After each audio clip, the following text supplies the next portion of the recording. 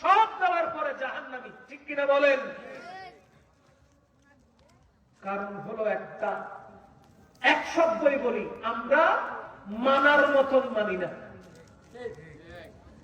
আমরা মানার মতন মানি না, সেই কারণে ঠিকানা হবে কোথায়? জাহান্নাম। সেই কারণে ঠিকানা হবে কোথায়? জাহান্নাম। আজকে যদি এই বাঞ্ছারামপুরের মানুষগুলো সত্যিকারের এক আল্লাহকে মানত, সত্যিকারের যদি রাসূল পাক সাল্লাল্লাহু আলাইহি ওয়াসাল্লামের সুন্নাহকে, শরীয়তকে মানত, রমজান গেছে একদিনও হয় না এখনো, ঠিক কিনা বলেন? রমজান গেছে এখনো একদিন হয় নাই, একটা দিন পার হয় নাই, এখনো রমজানের গ্রাম শরীর থেকে যায় নাই, এখনো পর্যন্ত মনে হয়, এখনো মনে হয় রোজা চলছে, ওই রকম মনে হচ্ছে। এরপরও কোন কারণে যাত্রা পালার ব্যবস্থা করা হয়েছে? এটা কোন কারণে হলো? রোজা রেখেছেন 1 মাস, আপনি গিয়ে খবর নেন, কোন ইহুদি যাত্রাপালার গান করে নাই, কোন খ্রিস্টান যাত্রাপালার গান করে নাই, কোন বৌদ্ধ, কোন হিন্দু, কোন বিধর্মী আজকে যাত্রাপালার গানের অ্যারেঞ্জমেন্ট করে নাই, করেছে মুসলমান। কথা কন না কেন? করেছে কারা? মুসলমান। আপনি খবর নেন তারা 30টা রোজা রাখছে, আপনি খবর নেন তারা আল্লাহকে মানে, আপনি খবর নেন তারা মসজিদে গিয়েছে, নামাজ পড়েছে, আপনি খবর নেন তারা ঈদগাহে এসে ঈদের নামাজ পড়েছে, সেমাই খেয়েছে, ঘরে ঘরে গিয়েছে, কবরস্থানে গিয়েছে, কিন্তু এরপরও রোজা যেতে না যেতেই, কথা বলেন, রোজা যেতে না যেতেই যাত্রা গানের ব্যবস্থা, ঠিক কিনা বলেন? তার মানে বোঝা গেল শুধুমাত্র জিন শয়তান আছে এটা নয়, মানব শয়তানও কিছু আছে। সূরা নাসের শেষ আয়াত, মিনাল জিন্নাতি ওয়ান নাস, জিন শয়তানও আছে, মানুষ শয়তানও আছে। মানুষ শয়তান কারা? যারা 5 ওয়াক্ত নামাজ পড়ার পরও মদের বোতল ছাড়ে নাই। এই কথা বলেন ঠিক কিনা? যারা 5 ওয়াক্ত নামাজ পড়ার পরও মদের বোতল ছাড়ে নাই, সুদ ছাড়ে নাই, ঘুষ ছাড়ে নাই, গান ছাড়ে নাই, যাত্রাপালা ছাড়ে নাই, তারাই হলো মানব শয়তান। কথা বলেন ঠিক কিনা? তারাই হলো মানব শয়তান। এই মানব শয়তান থেকে আল্লাহ আমাদেরকে হেফাজত করুক। আমরা হলাম ঈমানদার মুসলমান, আমরা মুনাফিক মুসলমান হতে চাই না। মুনাফিক মুসলমান থেকে আল্লাহ আমাদেরকে পানাহ দান করুক, আমিন পড়ে। আমরা কাকে মানি? এই কথা কয় না, কাকে মানি? আল্লাহকে। আল্লাহকে মানি, আমার নবীকে মানি, আমরা নবী শরীয়ত মতো চলতে চাই, চাই কি চাই না? কি জবাব দিবেন? আপনি মনে করেছেন রোজা রেখেছেন, বাস আমি তো নিষ্পাপ হয়ে গেছি। আরে হযরত উমর ইবনুল খাত্তাব রাদিয়াল্লাহু তাআলা ঈদের দিনে হযরত আবু হুরায়রা রাদিয়াল্লাহু তাআলা ফারুক আযমের ঘরে গিয়ে যখন দেখতে পেলেন হযরত উমর ইবনুল খাত্তাব রাদিয়াল্লাহু তাআলা কান্না করছেন, চোখের পানি ছেড়ে দিয়ে কান্না করছেন। হযরত আবু হুরায়রা রাদিয়াল্লাহু তাআলা জিজ্ঞেস করে, ইয়া ফারুক আযম, আজকে তো ঈদুল ফিতরের দিন, আজকে তো ঈদের দিন, আপনি কেন কান্না করছেন? ঈদের দিন তো মানুষ খুশি উদযাপন করে, আপনি কেন কান্না করেন? ফারুক আযম কি বলে জানেন? ও আবু হুরায়রা, রোজা 30টা শেষ করেছি তা ঠিক, সঠিক সময়ে ইফতার সাহরি করেছি ঠিক, কিন্তু আমার রোজাগুলো কবুল হলো কিনা, আল্লাহ আমার রোজাগুলোকে কবুল করলো কিনা, আমার ইফতারকে কবুল করলো কিনা, আমার সাহারিকে কবুল করলো কিনা? ও আবু হুরায়রা, আমি ফারুক আযম তো কিছুই জানি না, তো আমি কিভাবে উৎসব করব, আমি কিভাবে ঈদ পালন করব, আমি কিভাবে খুশি উদযাপন করব? এখনো তো আমি জানি না আমার রোজাগুলো কবুল হয়েছে কিনা। আজ দেখেন বাঞ্ছারামপুরের মানুষেরা, তারা রোজা কবুল হলো কি হলো না, কেমন রোজা রেখে থেকেছি, আমরা রোজা রেখেছি শুধু উপাস থেকেছি, আমরা জবানকে হেফাজত করি নাই, চোখকে হেফাজত করি নাই, হাতকে হেফাজত করি নাই, পাকে হেফাজত করি নাই, নফসকে হেফাজত করি নাই, ব্রেনকে হেফাজত করি নাই। এরপরও আমরা বলি আমরা 30 রোজা রাখছি, রোজা কবুল হইয়া গেছে, এখন চলো দলে বলে মিলে যাত্রাপালা করি। কথা বলেন ঠিক কিনা? আপনি মনে করছেন রোজা কবুল হয়েছে? কাদের রোজা কবুল হয়েছে? যারা আজকে মাহফিলে বসেছে। কারণ তারা বলছে না এটা রমজানের শিক্ষা নয় যে যাত্রাপালা করতে হবে, এটা রোজার শিক্ষা নয় গান বাজনা করতে হবে, এটা রোজার শিক্ষা নয় শয়তানকে দাওয়াত দিয়ে আনতে হবে। না, সেখানে যাব যেখানে আল্লাহর কথা হবে, সেখানে যাব নবীজির কথা যেখানে হবে, নবীর দরুদ যেখানে হবে, দরুদ পাক যেখানে পড়া হবে, নারায়ে তাকবীর, আল্লাহু আকবার, নারায়ে রিসালাত, ইয়া রাসূলুল্লাহ স্লোগান যেখানে হবে, আমাদেরকে সেখানেই যেতে হবে। কারণ কি? সেটাই হলো মাহে রমজানের উত্তম শিক্ষা। কথা বলেন ঠিক কিনা? আজকে এখানে যারা এসেছেন, বসেছেন, মাহফিল যারা আয়োজন করেছেন, মনক্ষুণ্ণ হবেন না। পুরো প্যান্ডেল ভরে নাই কেন? মানুষ আসে নাই কেন? মনক্ষুণ্ণ হবেন না। খোদা কি কসম, যাদেরকে আল্লাহ এবং রাসূল কবুল করেছেন, যাদের রোজা কবুল হয়েছে, তারাই এই মাহফিল আসতে পেরেছে। আর যারা উপাস থেকেছে তারা যাত্রা পালাই গেছে। ঠিক কিনা বলেন? তারা গান বাজনায় গেছে, ব্যান্ডের গানে গেছে, প্যাকেজের গানে গেছে। আর যারা মুমিন বান্দা তারা আজকে এখানে এসেছে। আচ্ছা বলেন তো, ইমাম হোসেন রাদিয়াল্লাহু তাআলা আনহু যখন কারবালার প্রান্তরে উপস্থিত ছিলেন, তখন ওনার সাথে কয়জন ছিল সাথী? জানেন না? কয়জন ছিল? 72, 72 জন। এজিদের বাহিনী কত ছিল? 20,000। কত? এজিদ সৈন্য কত ছিল? 20,000। ইমাম হোসেন সহ 73 জন। আর এজিদ বাহিনী ছিল 20,000। কোনটা বেশি ছিল? কথা কর না। এজিদ কত ছিল? আল্লাহ কার ভক্তের?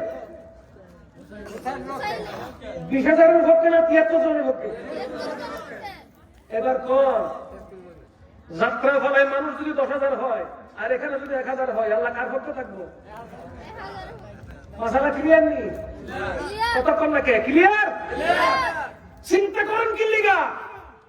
ওইখানে 20,000 হয়েছে, 10,000 হয়েছে, এখানে 1,000 হইতেছে, কষ্ট হয়ে যাইতেছে। চিন্তা করবেন না, চিন্তার কোন কারণ নেই। কারণ কি? হকে যারা থাকে তারা সংখ্যা থাকে কম। যারা ন্যায় পথে থাকবে, হকের পথে থাকবে, ভালো পথে থাকবে, তাদের সংখ্যা কম হবে। যুগে যুগে ইসলামের ইতিহাস সেটাই প্রমাণ করে। কারণ ইসলাম শুরু হয়েছে এক দিয়ে। ইসলাম শুরু হয়েছে এক থেকে, শুরু হয়েছে ইসলাম। সুতরাং মনে রাখতে হবে, যারা হকের পথে থাকবে তারা সংখ্যা কম থাকবে, আর যারা না হকে থাকবে দেখবেন তারা অনেক বেশি। ঠিক কিনা বলেন? তাই বলে কি আমরা তাদেরকে হক বলতে পারবো? যাত্রাপালায় থেকে যারা ঘুরে আসতেছেন, যারা আমার কথা শুনছেন, যাত্রাপালায় যদি 30,000 মানুষ থাকে আর এখানে যদি 300 থাকে, মনে করবেন এই 300টাই হলো আল্লাহর সৈনিক। মনে করতে হবে 300 কার সৈনিক? আল্লাহর সৈনিক, যারা নবীর আদর্শ লালন করে আমার নবীর মাহফিলে বসেছে। আল্লাহ পাক রব্বুল আলামিন এই মাহফিলটাকে যারা এসেছে, আসছে, তাদের প্রত্যেককে কাল হাশরের ময়দানে নাজাতের ওসিলা হিসেবে আল্লাহ কবুল করুক। জোরে বলবেন না আমিন? লা ইলাহা ইল্লাল্লাহ।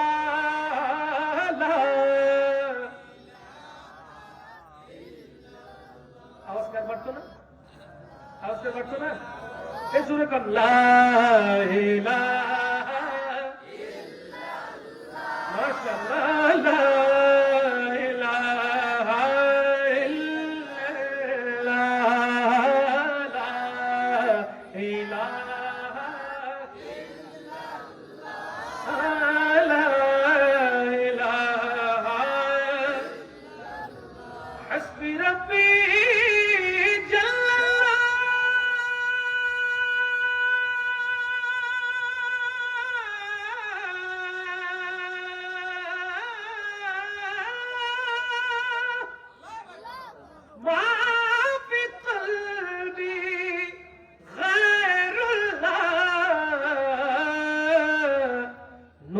মুহাম্মদ সাল্লাল্লাহু নূরে মুহাম্মদ সাল্লাল্লাহু লা ইলাহা ইল্লাল্লাহ মাশাআল্লাহ জোরে জোরে লা ইলাহা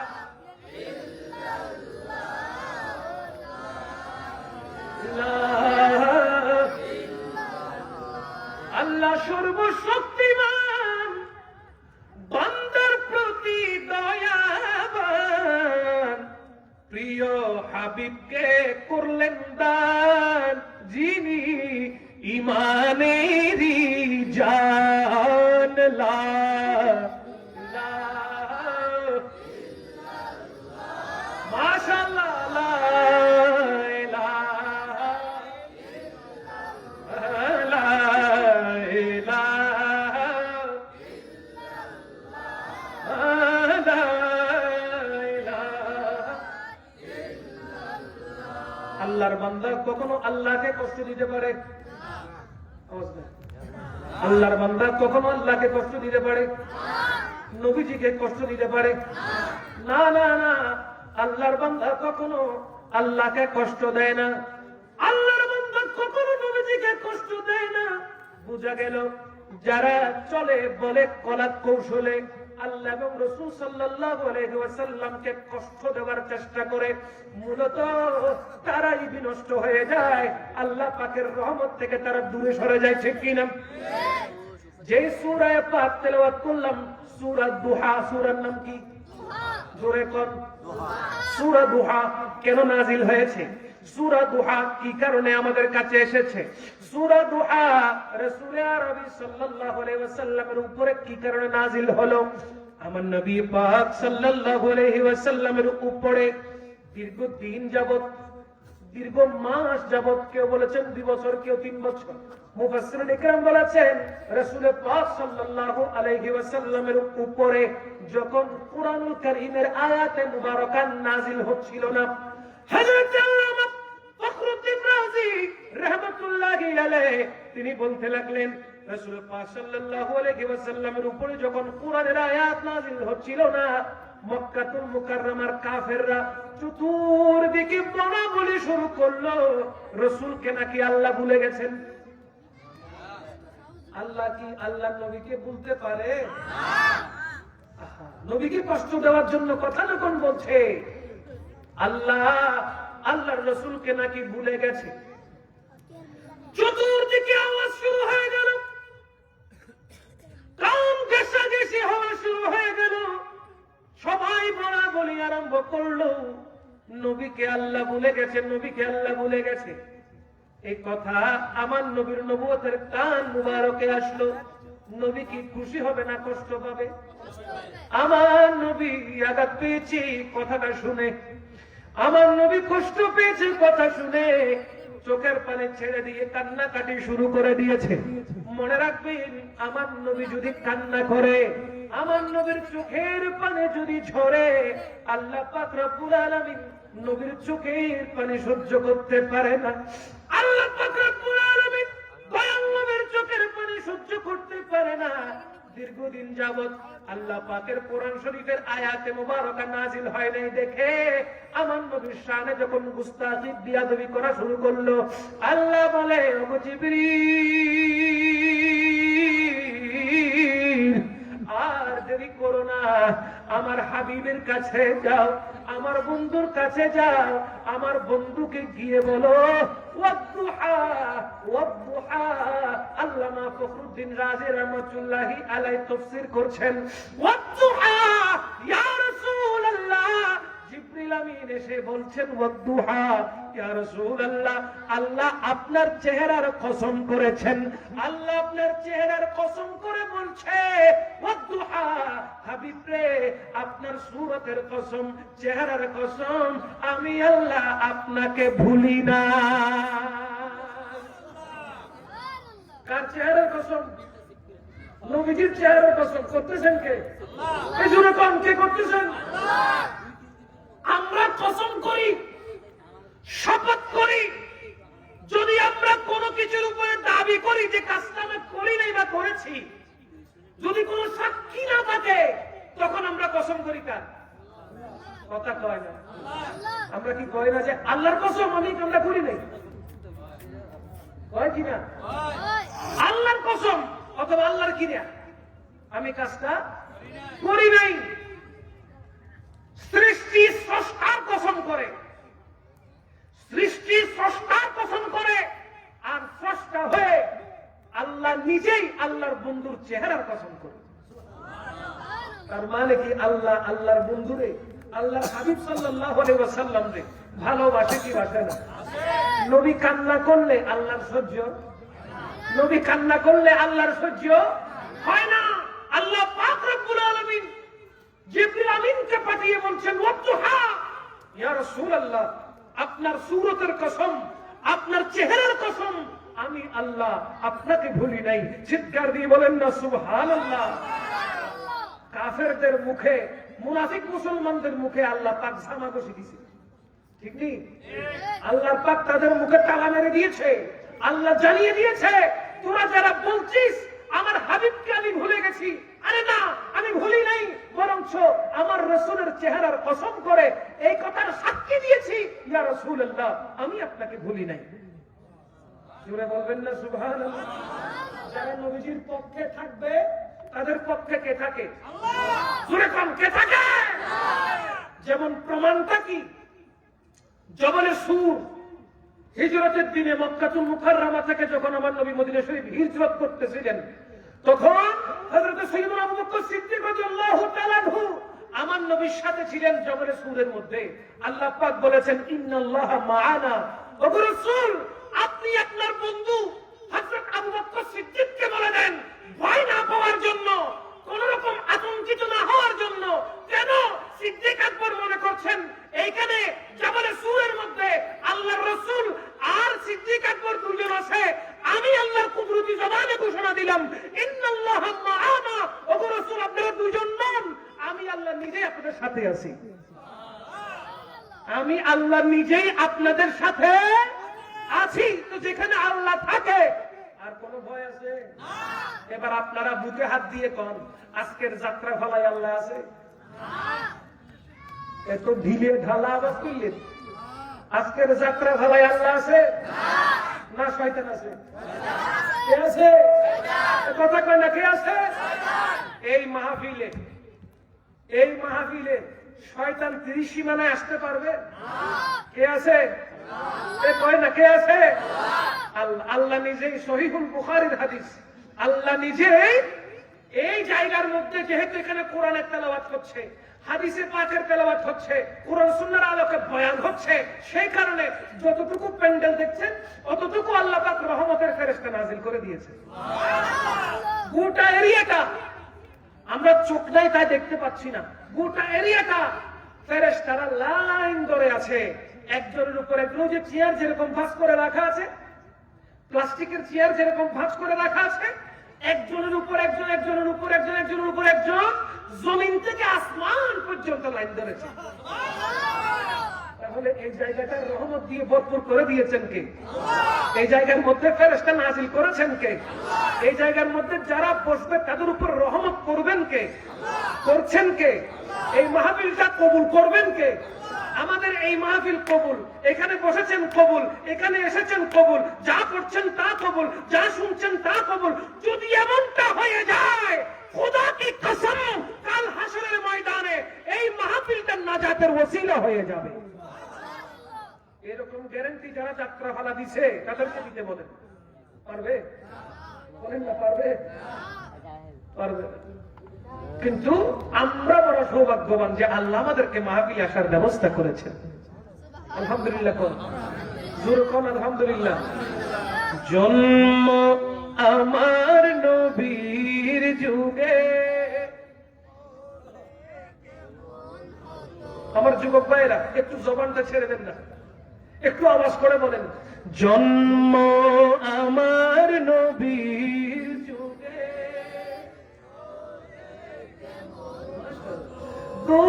নয়নে রাসূল পাক দেখলে কেমন হতো, দুনয়নে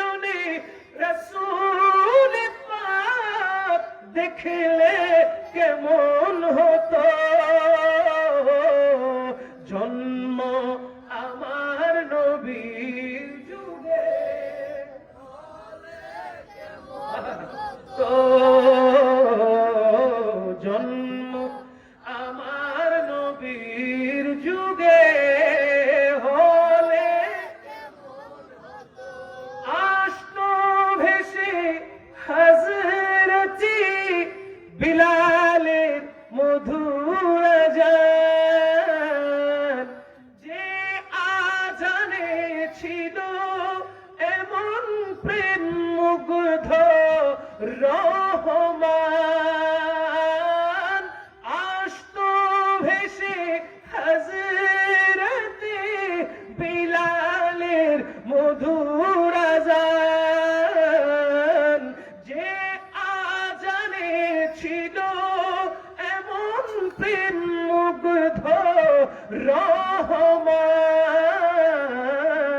দয়াল নবীর পিছে নামাজ পড়লে কেমন হতো,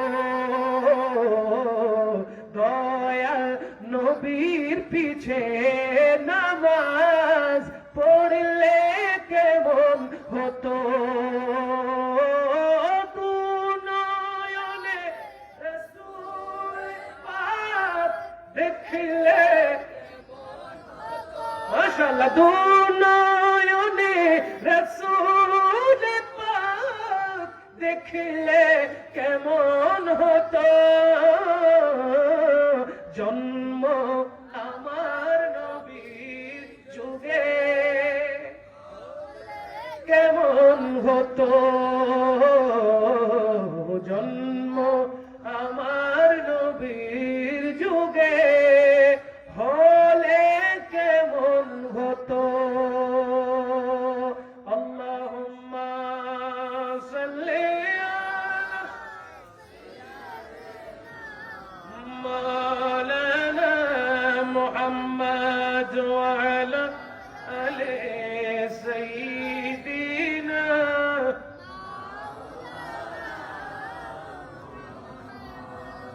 আল্লাহ পাক রব্বুল আলামিন এত সুন্দর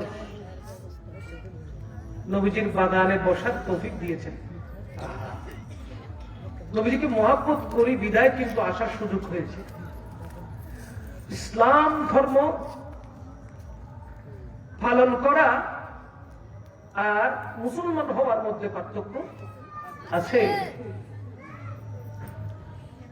নবীর জামানায় যারা নবীজিকে দেখার পরও ঈমান আনে নাই, তারা হলো কট্টর কাফের। আবু জেহেল, আবু লাহাব, উতবা, শায়বা, যারা নবীজিকে দেখার পরও কি আনে নাই। আর আমার নবীকে দেখার পর ঈমান যারা এনেছে, আজকে ওনাদের স্থান কোথায়? দুনিয়াতে ওনাদের শান মান চলে। দুনিয়া থেকে যাওয়ার পর আল্লাহ পাক রব্বুল আলামিন ওনাদেরকে জান্নাতে পাঠিয়ে দিয়েছেন, ঠিক কিনা বলেন? আর নবীর জামানায় নবীজিকে দেখার পরও যারা ঈমান আনে নাই, তাদের ঠিকানা ছিল জাহান্নাম হয়েছে। দুনিয়া থেকে যাওয়ার পর থেকে জ্বলছে। কতক্ষণ জ্বলবে? বলে এখানে আনলিমিটেড জ্বলবে। নির্দিষ্ট কোন তারিখ নাই, নির্দিষ্ট কোন মাস নাই, কোন বছর নাই যে এতটুকু জ্বলবে পর জ্বলবে না। না না, আবাদুল আবাদ জ্বলতে থাকবে। কারণ কি? তারা নবীকে দেখার পর ঈমান আনে নাই। নবীকে দেখার পর ঈমান আনার পর যারা দিন ধর্ম পালন করবে না, নামকে ওয়াস্তে শুধু মুসলমান, গরুর গোশত খাওয়া মুসলমান হবে, তাদের জন্য শাস্তি আসে না নাই? আর আমার নবীর জন্য যারা প্রেমে পাগল হয়েছে, নবীর জন্য যারা নিজের জীবনটাকে উৎসর্গ করতে দেরি করে নাই, ওই রকম সাহাবায়ে কেরামের মর্যাদা, সাহাবায়ে কেরামের স্থান যিনি বাড়িয়েছেন, ইজ্জত যিনি বাড়িয়েছেন, তিনি কে? জোরে কোন, তিনি কে? হযরতে জাবের রাদিয়াল্লাহু তাআলা আনহু, আমার নবীর জলিলুল কদর সাহাবী, আমার নবীর দরবারে গিয়ে বলছেন, ইয়া রাসূলুল্লাহ, ইয়া হাবিবাল্লাহ, আমি জাবের আপনার সাহাবী, আমার ঘরে একটা ওয়াক্ত খানা খাওয়ার জন্য, আমার ঘরে এক ওয়াক্ত আপনাকে মেহমানদারি করার জন্য আমি এসেছি। দয়া করে আমার ঘরে মেহমানদারি আপনি গ্রহণ করুন। আপনার দরবারে উপস্থিত হয়েছি, আমার মেহমানদারি আপনি গ্রহণ করুন। আমার নবী পাক সাল্লাল্লাহু আলাইহি ওয়াসাল্লাম জানান, ওগো জাবির, আমি রাসূল একা গেলে তো হবে না, আমার সাথে অনেক সাহাবীরা আছেন, দাওয়াত করলে সবাইকে একসাথে নিয়ে যেতে হবে। আমার নবীকে জাবের রাদিয়াল্লাহু তাআলা আনহু জবাব দেন, ইয়া রাসূলুল্লাহ, আমি সবাইকে দাওয়াত করে এসেছি, আপনার মারফতে সবাই আমার ঘরে মেহমান, আপনার মাধ্যমে আমার ঘরে সবাই মেহমান হবে। হযরত জাবের রাদিয়াল্লাহু তাআলা আমার নবীকে দাওয়াত করার পরে ঘরে আসলেন, নিজের সহধর্মিনীকে আনন্দ চিত্তে বলছেন, হে আমার সহধর্মিনী, আলহামদুলিল্লাহ আমরা বড় খুশনসিব। জিজ্ঞেস করে কেন খুশনসিব? বলে রাহমাতুল লিল আলামিন আমাদের ঘরে মেহমান হতে যাচ্ছে। বলেন না সুবহানাল্লাহ। হঠাৎ নবী যদি এখন আপনার ঘরে মেহমান হয়ে যায়, তার মানে স্বপ্ন যুগে যদি একবার আমার নবীকে দেখেন, তাহলে তার জন্য জাহান্নামের আগুন, কথা কন না, জাহান্নামের আগুন।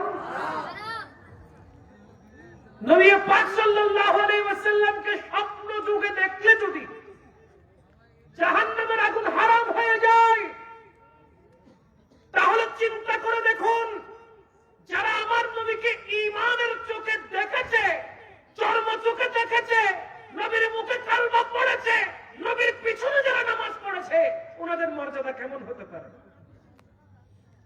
স্বপ্ন যুগে যদি 1450 বছর পর যদি একবার আমার নবীকে দেখেন, যদি জাহান্নামের আগুন হারাম হয়ে যায়, জান্নাত যদি ওয়াজিব হয়ে যায়, চিন্তা করে দেখেন সাহাবায়ে কেরামের মর্যাদা কেমন হতে পারে। বলেন না সুবহানাল্লাহ। হযরত জাবের রাদিয়াল্লাহু ছিলেন, বললেন আমার ঘরে রাহমাতুল লিল আলামিন মেহমান হবে। সহধর্মিনী খুশিতে আত্মহারা, হযরত জাবের রাদিয়াল্লাহু তাআলা আনহু তিনিও আত্মহারা। একজন অপরজনের সাথে পরামর্শ করছেন, নবীজিকে দাওয়াত করবেন, কি খাওয়াবো? আমরা তো গরিব, তেমন কোন দৌলত নাই, আমার ঘরের মধ্যে তেমন কোন খাবার নাই, কি খাওয়াবো? দয়াল নবীকে কিরকম মেহমানদারি করবেন? হযরত জাবের রাদিয়াল্লাহু তাআলা আনহু বলে, কেন? আমাদের ঘরের মধ্যে ছোট্ট একটি ছাগলের ছানা আছে, যে ছাগলের ছানা নিয়ে আমার সন্তান দুইটা খেলা করত, ওই ছাগলটা কই? নবীর মেহমানদারির জন্য ছাগলটা জবেহ করে দিব, ওই ছাগলের মাংস দিয়ে এবং ঘরের মধ্যে যে আটা রাখা আছে সেটা দিয়ে রুটি তৈরি করব, ছাগলের মাংস আর রুটি দিয়ে আমার নবীকে মেহমানদারি করব। বলেন না সুবহানাল্লাহ। মেহমানদারির জন্য হযরত জাবের রাদিয়াল্লাহু তাআলা আনহুর একমাত্র ওই ছাগলটা, আর কোনো কিছুই নেই, শুধু নবীকে একবার মেহমানদারি করাবেন, ছাগল জবে করে দিচ্ছেন। আর যে রুটি আছে সবাইকে হবে না, তারপরেও বলছেন আমার নবীকে মেহমানদারি করার জন্য যে আটা আছে সেটা দিয়ে রুটি তৈরি করো। বরকত দিবেন কে? এই জোরে কোন কে দিবে? হযরত জাবের রাদিয়াল্লাহু তাআলা নিজের সন্তান 7-8 বছরের সন্তানকে ডাক দিলেন, গো আব্দুল্লাহ। সন্তান বড়টার নাম হলো আব্দুল্লাহ। হযরত জাবের রাদিয়াল্লাহু তাআলা ডাক দিলেন, ও আব্দুল্লাহ তুমি কোথায়? আসো আমার সাথে একটু সহযোগিতা করো। আব্দুল্লাহ দৌড়ে আসলেন, জিজ্ঞেস করছেন, হযরত জাবের তোমার ভাই ছোটটা কোথায়? বলে সে তো ঘুমাচ্ছে বাবা।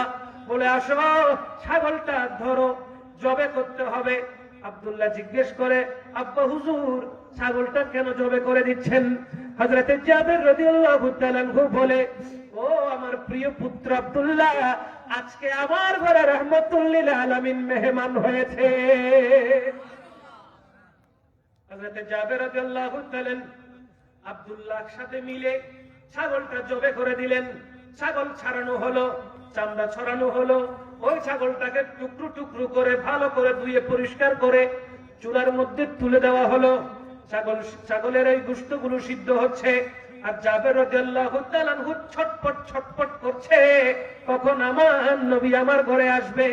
একটু চিন্তা করে দেখেন, ঘরের মধ্যে কোনো মেহমান যদি বলে, ভাই আমি তোমাদের ঘরে আসছি, তখন যারা মেহমান নওয়াজি করছে, যারা মেজবান, তারা দৌড়াদৌড়ি করে।